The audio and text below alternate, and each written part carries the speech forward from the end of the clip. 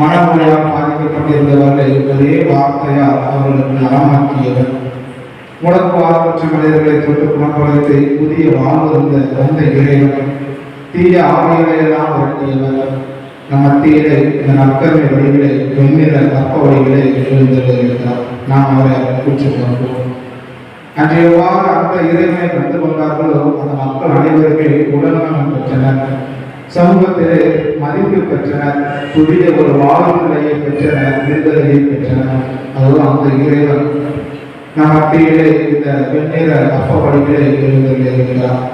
இந்த இறைவனை நாம் சென்றோம்.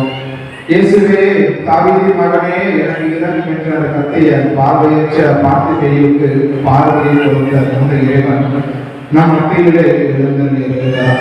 இந்த நற்கருணை ஆண்டவரை நாம் உற்று நோக்குவோம், அவரை போற்றுவோம், அவரை புகழுவோம், அவருக்கு நன்றி கூறுவோம். புதிய வாழ்வு தந்தவரே, உண்மை போற்றுகிறோம், உமக்கு நன்றி செலுத்துகிறோம், உண்மை ஆராதிக்கிறோம். வாழ்வதற்கு உணவாக வந்தவரே, உண்மை போற்றுகிறோம், உண்மை புகழுகிறோம், உமக்கு நன்றி செலுத்துகிறோம். ஆண்டவரே, வழியும் உண்மையும் வாழ்வும் நாம் என்று ஒழித்த இறைவன் ஏதோ நற்கருணையை இருக்கிறார். அவரை போற்றுவோம், அவருக்கு நன்றி செலுத்துவோம், அவரை ஆராதிப்போம். ஆண்டுகளுக்கு வாயிலாக இருக்கின்றவர் நானே என்று ஒழித்த இந்த ஆண்டவர் நற்கருணை வடிவாக நமத்திலே எழுந்திருக்கிறார். அந்த நற்கருணை ஆண்டவரை நாம் போற்றுவோம், அவரை ஆராதிப்போம், அவருக்கு நன்றி கூறுவோம். எங்களை எல்லாம் வழிநடத்துகிறவரே, உண்மை போற்றுகிறோம், உண்மை புகழுகிறோம், உமக்கு நன்றி செலுத்துகிறோம். ஆண்டவரை, எங்களை அரவணைப்பவரே, உண்மை போற்றுகிறோம், உண்மை புகழுகிறோம், உமக்கு நன்றி செலுத்துகிறோம். ஆண்டவரை, எங்களை எல்லாம் பாதுகாப்பவரே, உண்மை போற்றுகிறோம், உண்மை புகழுகிறோம், உமக்கு நன்றி செலுத்துகிறோம். நம்ம எல்லாம் இதனால் வரை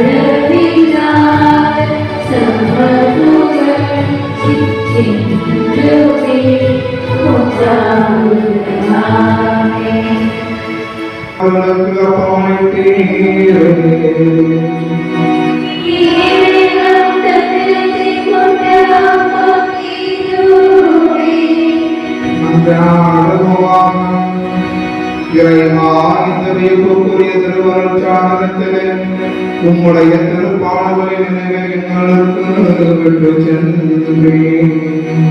உமது திருவுடல் திருரத்தம் இவற்றின் மறைபொருளை வணங்கும் நாங்கள் உம்முடைய மீட்பின் பலனை இடைவிடாமல் அனுபவிக்க அருள் புரியும். தந்தையாகிய இறைவனோடு தூயராகிய ஒன்றிற்குள் என்றென்று வாழ்ந்து ஆட்சி செய்கின்ற உம்மை மன்றாடுகிறோம்.